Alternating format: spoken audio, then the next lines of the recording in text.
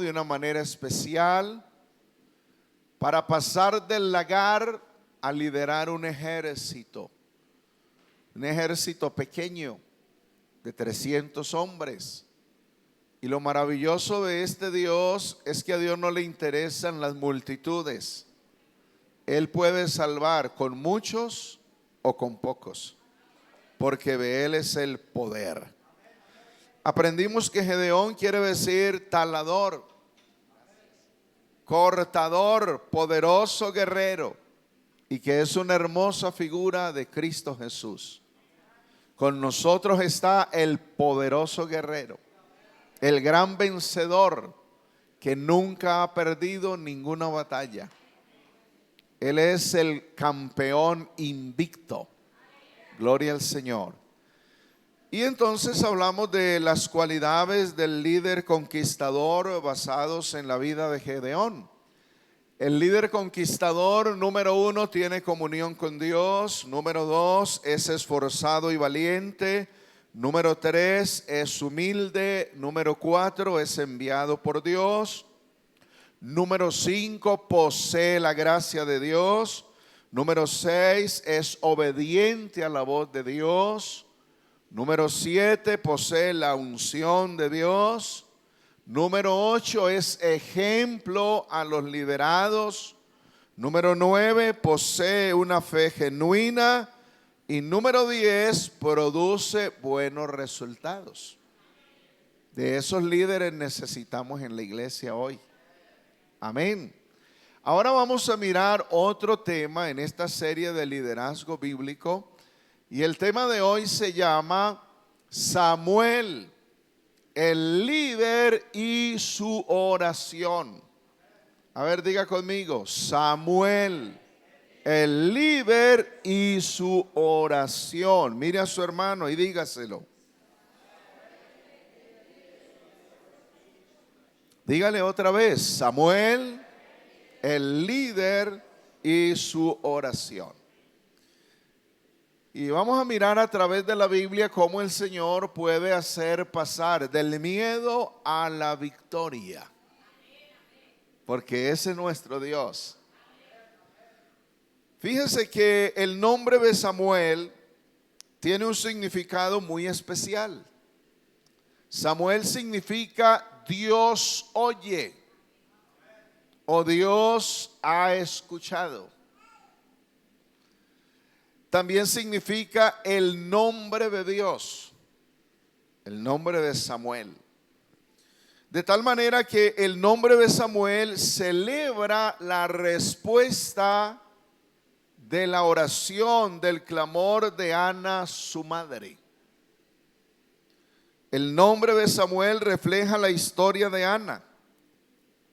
Si usted es lector de la Biblia, sabe que Ana era una mujer estéril, que estaba afrentada por su rival Penina, que estaba afligida, entristecida porque no había podido tener hijos.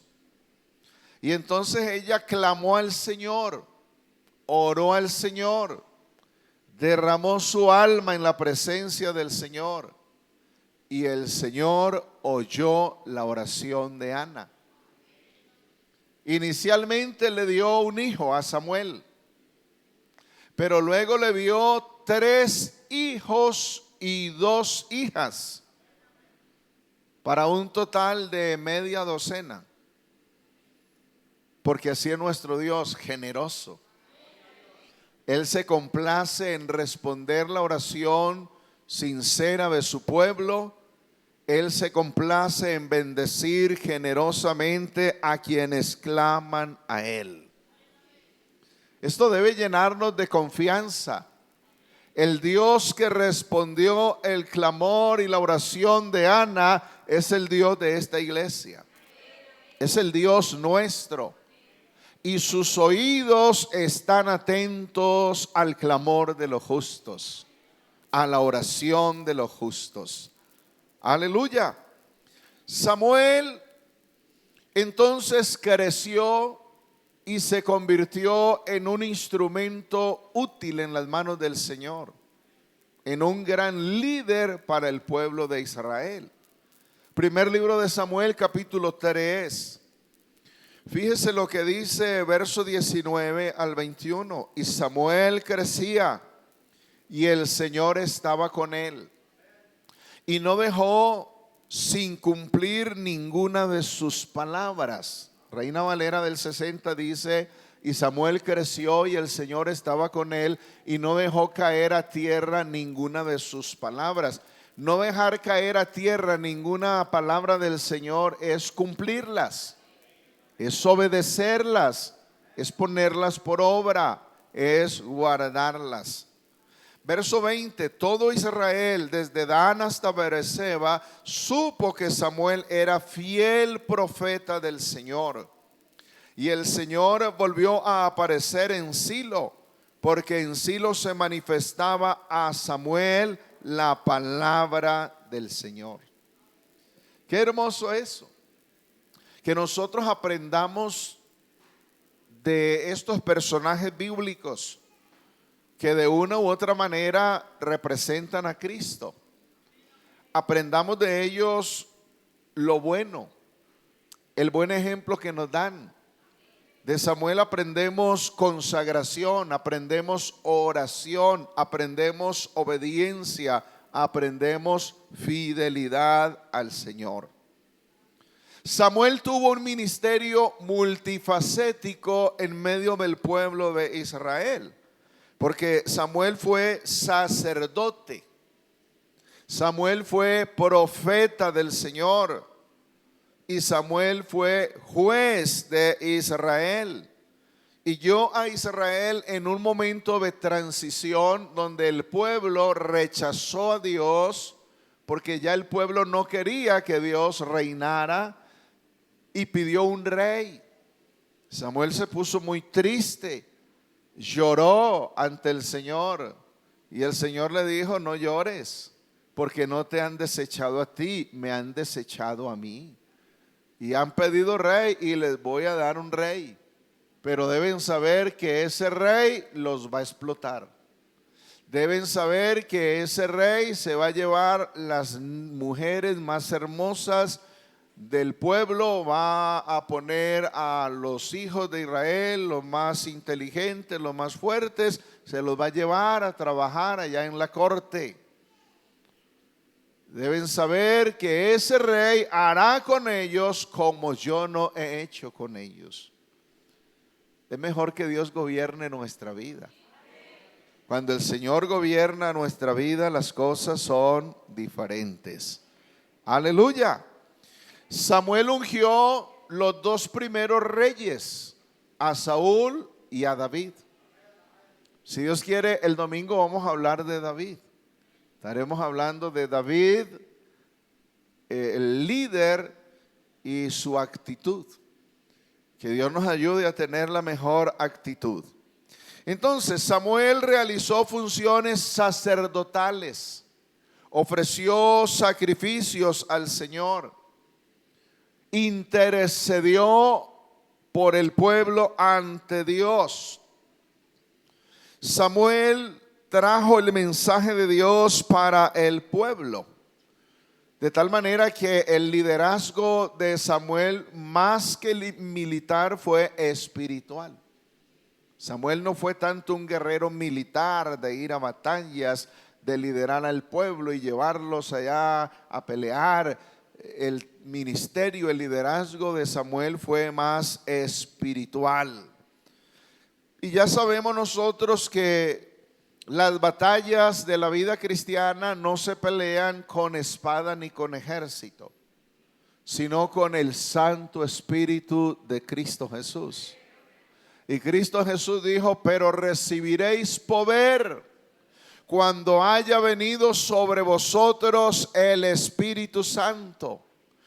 Todos en la iglesia necesitamos el poder de Dios para ganar la batalla espiritual contra nuestros enemigos.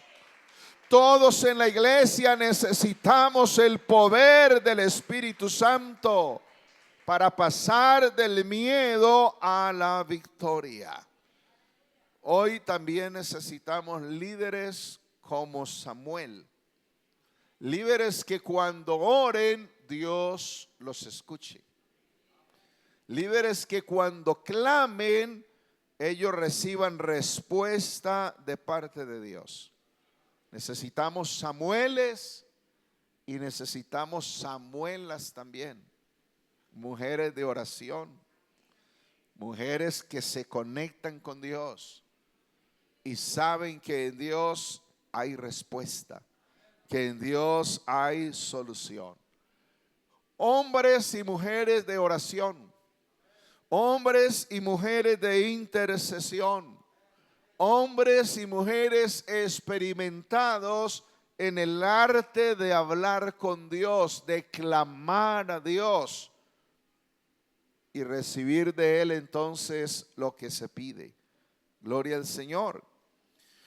Fíjese que hemos leído primer libro de Samuel, capítulo 7. Y entonces el verso 3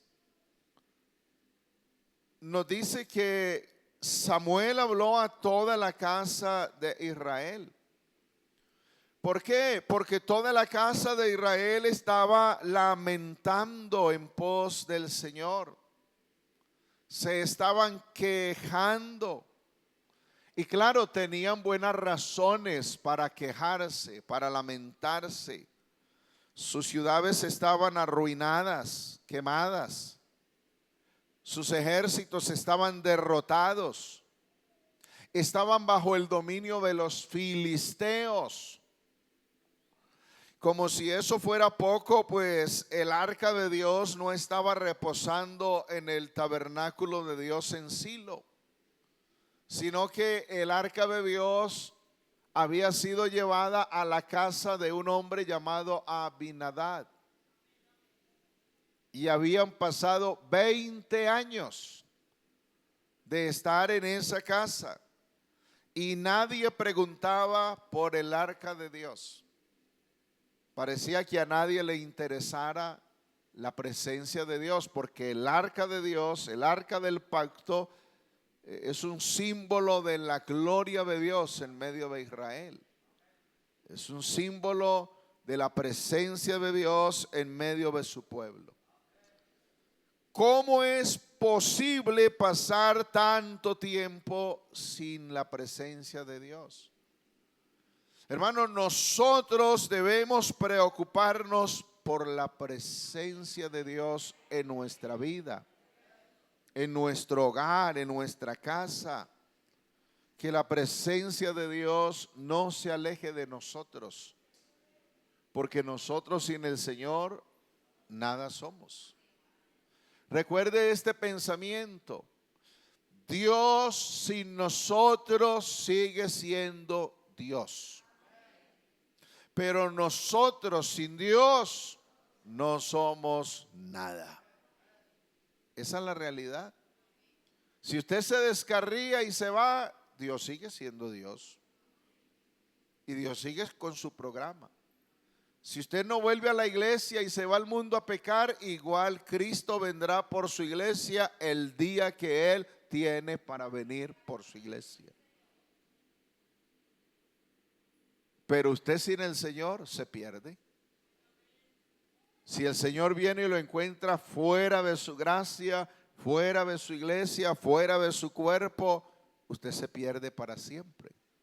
Lo mejor es preocuparnos por la presencia del Señor y permanecer aquí en su presencia, obedeciendo su palabra y sirviéndole a Él. No podemos descuidar la presencia de Dios, porque separados del Señor nada podemos hacer.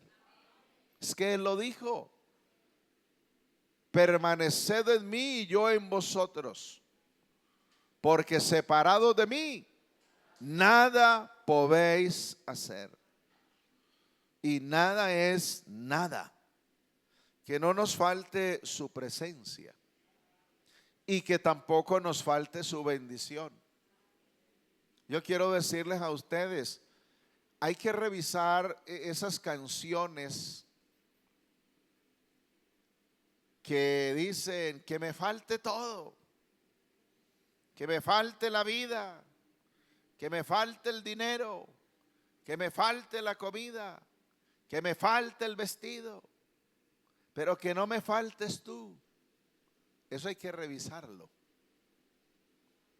porque estoy seguro que si aquí a más de uno le faltaran esas cosas, no vuelve al culto. Entonces, ¿para qué canta eso? Si cuando le llegue la prueba no va a ser capaz. ¿Por qué no va bien orar como Salomón? No me des riqueza, no vaya a ser que hastiado me olvide de ti, pero tampoco me des pobreza, porque estando en medio de esa necesidad, pues hable mal de ti. Manténme de lo necesario. ¿Y qué es lo necesario? El techo, el abrigo, el alimento, el transporte, ya sea porque tengan que transportarse o si no quiere tener con qué transportarse, pues tener para pagar el transporte. Aló, la vida, la salud. Ojo con eso, entonces hay que revisar. Yo me pongo a leer la Biblia. Y lo que dice Abacú es que aunque la higuera no florezca, pero Abacú no le estaba diciendo que me falten las higueras, que me falten los olivos, que me falten las vacas, pero que no me faltes tú. Abacú no está diciendo eso. Abacú está diciendo aunque falte, o sea, si llega un momento de eso y eso falta, bueno, yo me voy a alegrar con el Señor, pero Él es el que me va a ayudar, Él es el que me va a bendecir. Uno a veces escucha como unas canciones y por allá como que el Espíritu de Dios le dice a uno, no, ¿para qué me cantan eso si donde yo les quite todo eso, el asunto es diferente? Hay más de uno, no, yo no voy a volver al culto. ¿Por qué? No, es que no hay con qué comer, no hay arriendo, no, nada. Porque es que el Señor sabe que el ser humano es interesado. Y cuando usted lee Mateo capítulo 6, lo que el Señor dice es: buscad primeramente el reino de Dios y su justicia, y todas estas cosas, ¿cuáles cosas? La vida, la salud, el alimento, el vestido, el dinero, la casa, todo lo que necesitamos, todo lo necesario os vendrá por añadidura. Entonces, más bien lo que hay que decirle al Señor es: Señor, que no me falte tu presencia y que no me falte tu añadidura. ¿Cuánto les gusta la presencia del Señor? ¿Y a cuánto les gusta la añadidura del Señor? ¿Cierto? Y es que así es nuestro Dios, Él da la bendición completa. Entonces usted en su oración ya no ore más así: Señor, que me quite esto, que me quite aquello, que yo de todas maneras lo sigo. Ojo pues, ¿sí me está entendiendo? Más bien ore por la bendición completa. Bendición completa espiritual y bendición completa material. Nosotros necesitamos la presencia del Señor, porque es la presencia del Señor la que nos puede llevar de aumento en aumento, de poder en poder, de triunfo en triunfo y de gloria en gloria. Nosotros necesitamos la presencia del Señor, que el Señor sea el centro de nuestra vida. Que toda nuestra vida gire en torno al Señor en todo tiempo. Y sabe que cuando uno experimenta la presencia de Dios, de ahí en adelante ya la vida no volverá a ser igual sin la presencia de Dios. Lo que más necesitamos en nuestra vida es al Señor. Y hay unos pasos que debemos dar en el camino del Señor para obtener la victoria. Fíjese, Samuel predicó el arrepentimiento. ¿Cuántos anhelan tener victoria, tener triunfo en sus vidas? Bueno, pero necesitamos oír la palabra de Dios. Mire lo que dice ahí, primer libro de Samuel 7, verso 3. Habló entonces Samuel a toda la casa de Israel: si de todo vuestro corazón os volvéis al Señor, quitad de entre vosotros los dioses ajenos y a Astarot. Dedicad, su Biblia dice, preparad vuestro corazón al Señor y servidle solo a Él, y Él os librará de mano de los filisteos. En la predicación de Samuel, en la enseñanza de Samuel, ese mensaje hablaba de arrepentimiento. Tenemos que predicar el arrepentimiento. Y los predicadores tenemos que predicarnos a nosotros mismos el arrepentimiento. El arrepentimiento es un mensaje que la iglesia necesita oír. Que a veces pensamos, no, pues que arrepentimiento es para los amigos. Yo ya me bauticé, yo ya estoy aquí. Pero se pone a examinar su vida a la luz de Dios y algo va a encontrar por ahí de lo que se tiene que arrepentir. Algo va a encontrar por ahí que tiene que quitar porque le está impidiendo tener comunión con Dios, le está impidiendo sentir al Señor de una manera más plena. Entonces Samuel hizo un llamado al pueblo a arrepentirse. Y les habló de un arrepentimiento interno y les habló de un arrepentimiento externo. Arrepentimiento interno: si de todo vuestro corazón os volvéis al Señor. Y arrepentimiento externo: quitad de entre vosotros los dioses ajenos y a Astarot. Lo interno es más importante que lo externo. Pero lo externo es un reflejo de lo que hay por dentro. Porque tiene que haber coherencia. Si yo tengo a Cristo por dentro, entonces por fuera tengo que tener testimonio de que tengo a Cristo en mi vida. Porque no combinaría yo teniendo a Cristo por dentro y el próximo domingo vengo al culto por aquí con un piercing. Yo, ay, ¿qué es eso que le brilla al pastor ahí en la nariz? No, pues que vino con un piercing. ¿Cómo quedaría eso, ah? ¿O cómo quedaría con un tatuaje por aquí en la cara? Ay, ¿qué le pasó al pastor? ¿Qué es esa mancha que tiene por ahí? Pues no, que vino tatuado. Se vería muy raro, ¿no?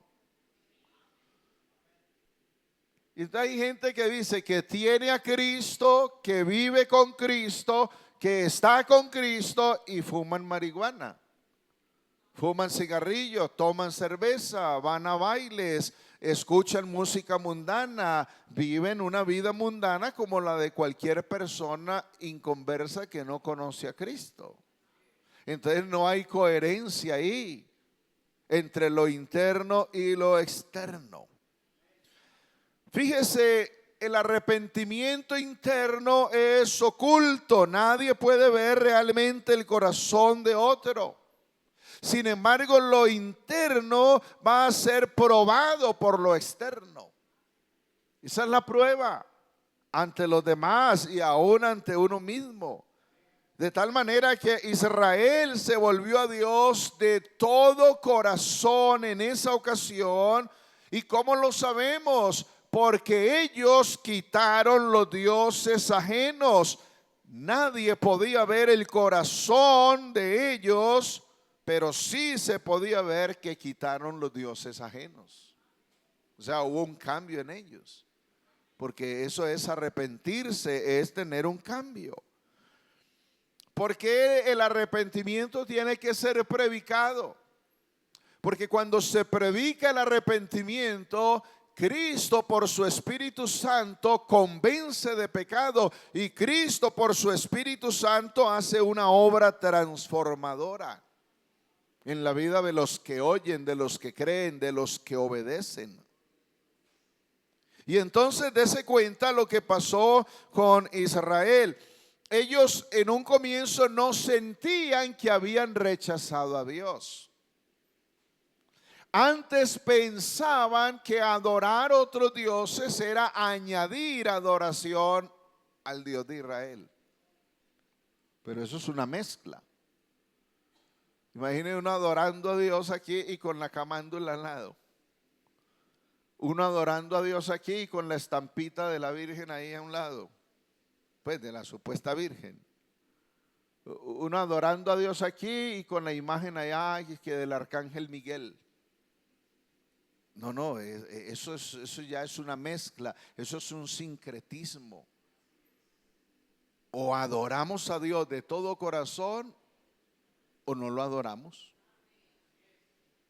Y entonces, cuando Samuel le predicó arrepentimiento al pueblo, el pueblo se arrepintió. Quitaron a Baal. Baal era el dios de la fertilidad masculina. Quitaron a Astarot. Astarot era la diosa de la fertilidad femenina. Y los cultos que hacían los cananeos a esos dioses eran cultos perversos, donde la gente practicaba prostitución, practicaban orgías en presencia de esos santuarios, en presencia de esos dioses, porque ellos pensaban que Baal era el que daba la lluvia, daba los rayos, daba los relámpagos, hacía la tierra germinar y producir, pero qué equivocados estaban. Por eso fue que el Señor les mandó una sequía de 3 años y medio. Y por eso fue que Elías les dijo que prueben a ver, que clamen a Baal. Después vamos a hablar de eso nuevamente. Y no hubo respuesta. Porque el Dios verdadero que da la lluvia, que hace germinar, que trae relámpagos, que da todas las bendiciones, es el Señor, el Dios que hizo los cielos y la tierra, el Dios todopoderoso. Aleluya.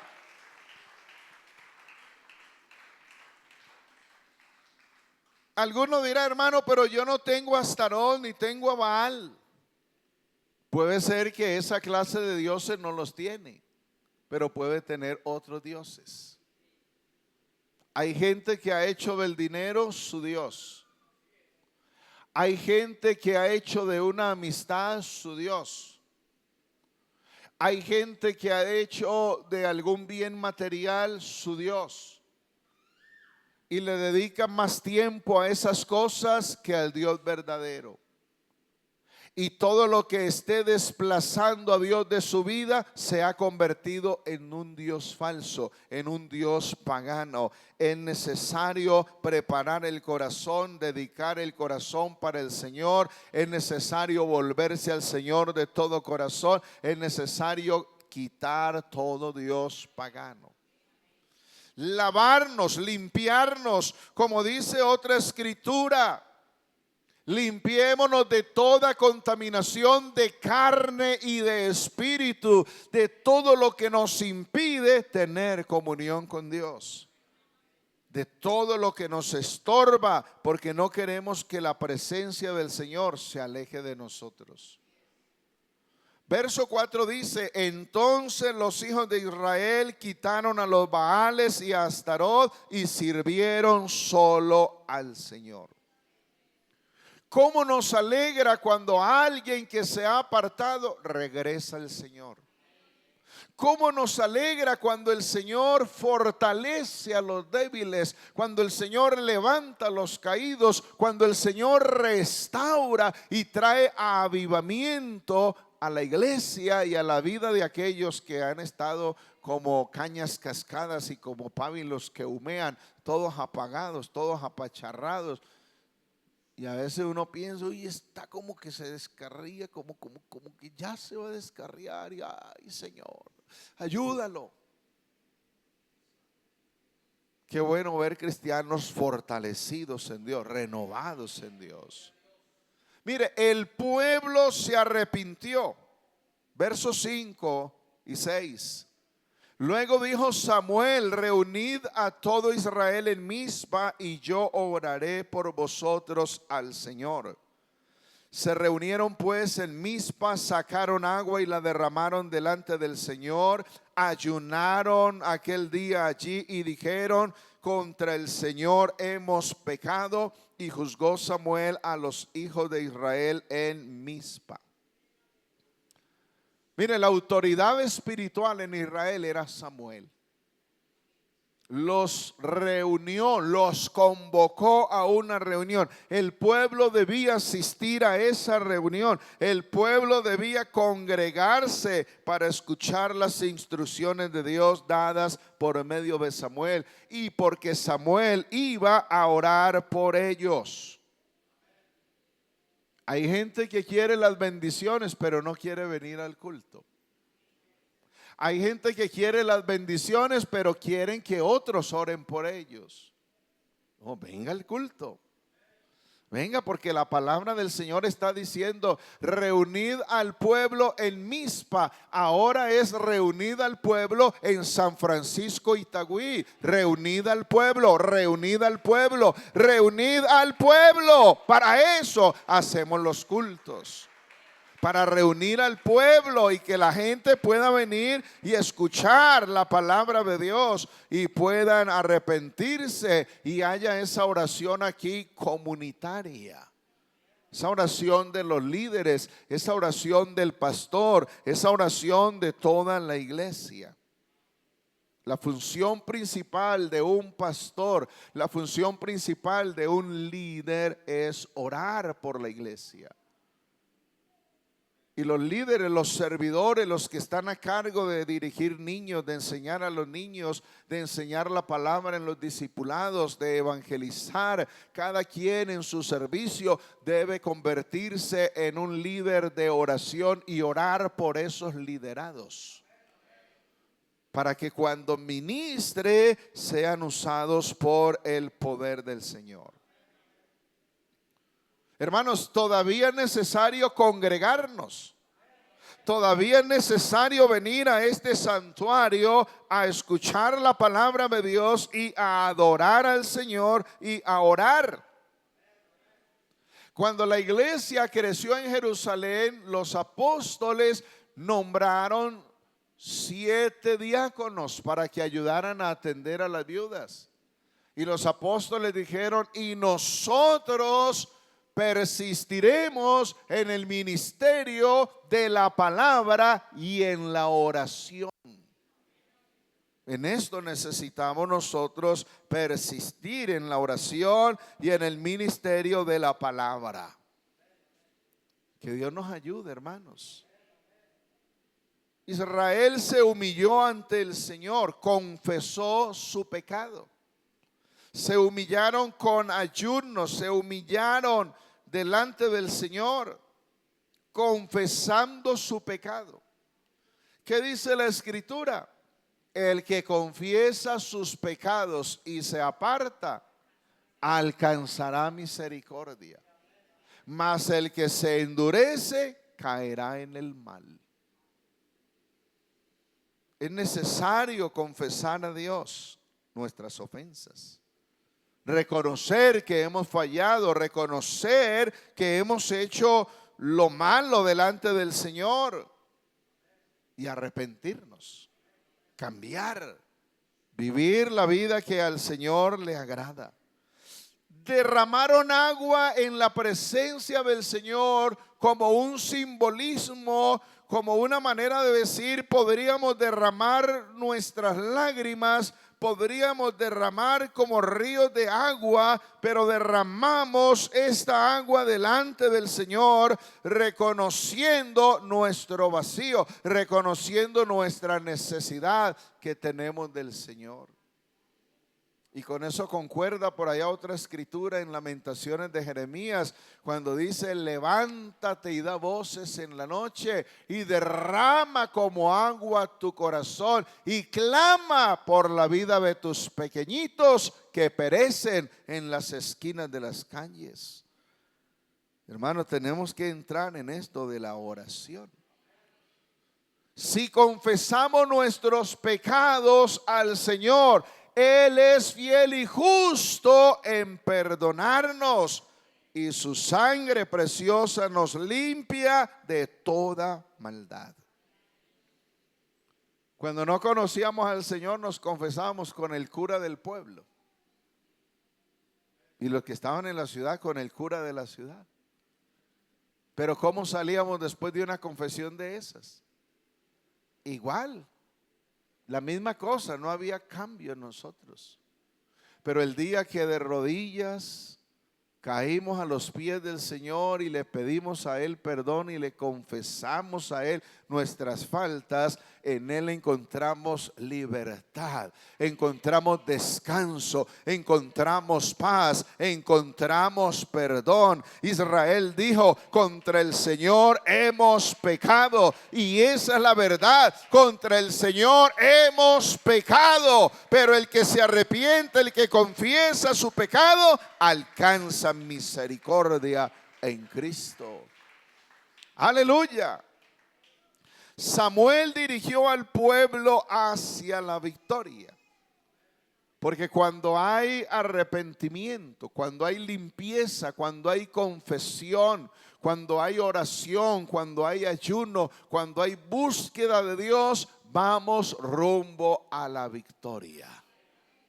Aleluya. Miren lo que dice aquí este verso 7 al 10. Cuando supieron los hijos de Israel, los filisteos, que los hijos de Israel estaban reunidos en Mizpa, subieron los príncipes de los filisteos contra Israel. Al oír esto, los hijos de Israel tuvieron temor de los filisteos. Entonces dijeron los hijos de Israel a Samuel: no ceses de clamar por nosotros al Señor nuestro Dios, para que nos guarde de manos de los filisteos. Tomó Samuel un cordero de leche y lo sacrificó entero en holocausto al Señor. Y clamó Samuel al Señor por Israel, y el Señor lo escuchó. Aleluya. Mientras Samuel sacrificaba el holocausto, los filisteos llegaron para pelear con los hijos de Israel, pero el Señor tronó aquel día con gran estruendo sobre los filisteos, los atemorizó y fueron vencidos delante de Israel. Miren, los hijos de Israel estaban temerosos, tenían miedo, estaban acobardados. Los hijos de Israel tenían miedo, estaban acobardados, porque los filisteos venían a atacarlos, venían a atacar a Israel. Filisteos, ahí todavía están de enemigos de Israel. Cada vez que usted escuche guerra en Israel contra Palestina, la franja de Gaza, los palestinos, esos que ahora en las noticias llaman palestinos, son los filisteos de la Biblia. Porque Israel se alió con ellos, porque Israel no los destruyó, no los expulsó. Ahí los tienen todavía. Y son una figura en lo espiritual de demonios. Porque nuestra lucha no es contra carne y sangre. Cuando los filisteos vieron que Israel se había arrepentido, que Israel había quitado sus dioses, que Israel se había reunido, que Israel se estaba consagrando, fueron a atacarlos. Y usted debe saber eso: cuando usted se consagre, cuando usted empiece a ayunar, cuando usted empiece a santificarse, cuando usted empiece a venir al culto continuamente, a leer la Biblia, a servirle a Dios, van a llegar ataques del enemigo. Ah, no, hermano, si eso es así, entonces más bien no me consagro. ¿Va a vivir una vida mediocre entonces? ¿Va a vivir a toda hora atemorizado? Si con Cristo somos más que vencedores. Por medio de su nombre, por medio de su palabra, por medio de su sangre, por medio de su Santo Espíritu, somos más que vencedores. Aleluya. Y entonces, fíjese que Israel ahora, al ver a los filisteos, dice a Samuel: no cese de orar por nosotros al Señor, para que el Señor nos libre de la mano de los filisteos. Pero eso no fue lo que dijeron allá antes, 20 años atrás. ¿Sabe qué dijeron 20 años atrás? Traigamos el arca del pacto, llevémosla a la batalla. Porque tenían el arca del pacto como un amuleto de buena suerte. Hermanos, la presencia de Dios no es un amuleto de buena suerte.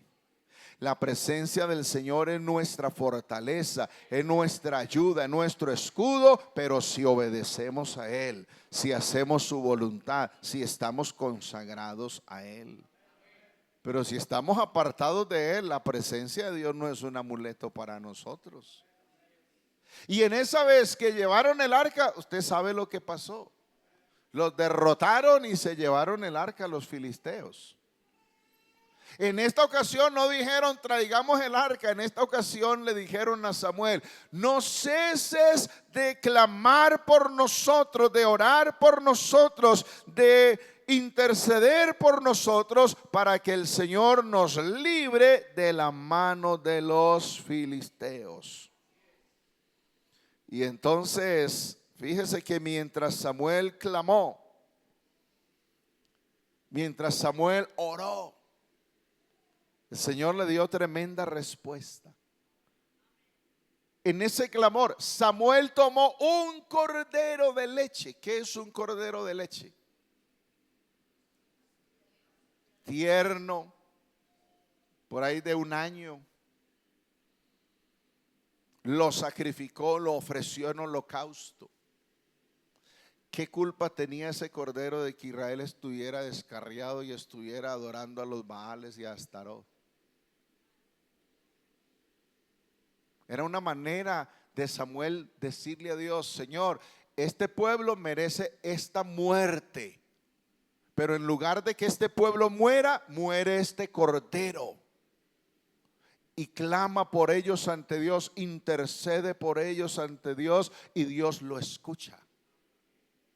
Hermanos, nosotros tenemos un cordero que fue inmolado desde antes de la fundación del mundo. Se llama Jesús de Nazaret. Él es el cordero de Dios que quita el pecado del mundo. Él fue sacrificado en nuestro lugar. Nosotros merecíamos el castigo, merecíamos la muerte, pero Él murió en lugar nuestro para traernos redención, para darnos libertad, para darnos salvación. Y hoy podemos tener victoria por medio del cordero. Podemos pasar del miedo a la victoria, del temor al triunfo. Y cómo me gusta esto, porque Samuel clamó al Señor por Israel y el Señor lo escuchó. No había entrado Israel en batalla con los filisteos. Solamente Samuel estaba orando y ya la batalla estaba ganada.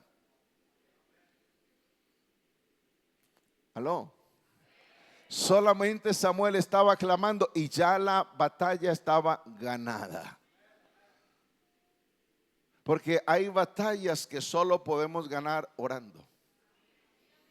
Orando, nada más, orando. ¿Y qué hay que hacer? No, solamente orar.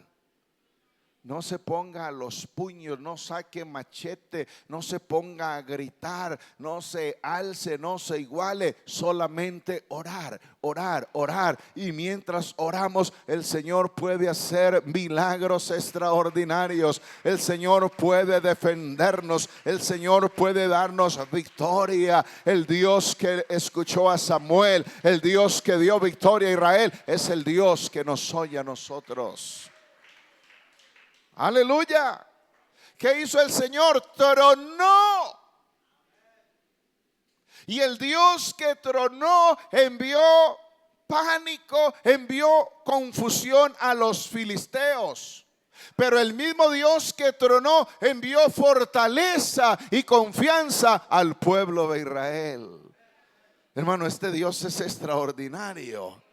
¿Usted cree que mientras Dios ora, Dios puede mover su mano por allá contra el enemigo, contra el que lo asedia, contra el que lo ataca, contra el que le hace la guerra? ¿Cree que Dios puede trastornarlo a él y a usted darle valor y darle confianza?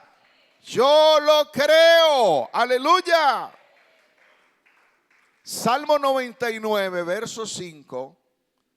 Mire la descripción que se da aquí de Samuel. Samuel es presentado como un líder poderoso de oración. El líder y su oración. Samuel, el líder y su oración. Salmo 99, verso 5. Exaltad al Señor nuestro Dios y postrados ante el estrado de sus pies. Él es santo. Moisés y Aarón entre sus sacerdotes y Samuel entre los que invocaron su nombre, invocaban al Señor. ¿Y qué? Y él le respondía. Qué bueno que así se diga de esta iglesia en San Francisco. Y la iglesia en San Francisco, Itagüí, reino de sacerdotes, reino de reyes y de gente santa, entre los que invocaban al Señor. Y la iglesia en San Francisco, Itagüí, invocaba al Señor, invocaba su nombre y Él les respondía. Alabado sea su nombre. Ahora mire cómo dice: en columna de nube hablaba con ellos, guardaban sus testimonios y el estatuto que les había dado.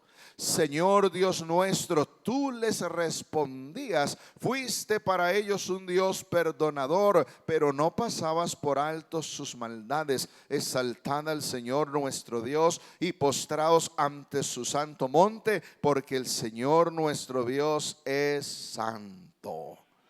Oh, gloria al Señor, gloria al Señor. Y mire la conclusión de este líder y su oración. Primer libro de Samuel 7, 11. Los hijos de Israel salieron de Mizpa y siguieron a los filisteos. Ya ellos estaban vencidos y los hirieron hasta abajo de Becar. Tomó luego Samuel una piedra y la colocó entre Mizpa y Sen y le puso por nombre Ebenezer, porque dijo: hasta aquí nos ayudó el Señor. Así fueron sometidos los filisteos y no volvieron a entrar más en el territorio de Israel. Y la mano del Señor estuvo contra los filisteos todos los días de Samuel. Las ciudades que los filisteos les habían arrebatado a los hijos de Israel les fueron devueltas.